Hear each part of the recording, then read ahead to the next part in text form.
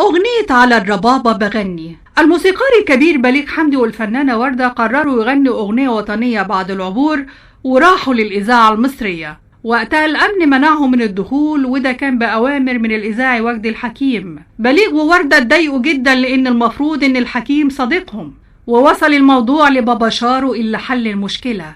وبالفعل دخل بليغ حمدي ووردة عشان يسجلوا الأغنية في الفجر. وفي اليوم التاني بابا شارو سمع الأغنية وعجبته جدا فوافق عليها. الأغنية دي من أوائل الأغنيات اللي اتسجلت بعد العبور، وكمان اتسجلت أغنية بسم الله الله أكبر، وبرضه كانت من ألحان بليغ حمدي. بليغ وقتها كان أغلب الوقت موجود في الإذاعة، لدرجة إنه كان ممكن يقعد مع المؤلفين على سلالم الدور السابع في الإذاعة عشان يكتبوا الألحان ويسجلوها في استوديو 46. الاستوديو ده اتسجل فيه كل أغاني العبور.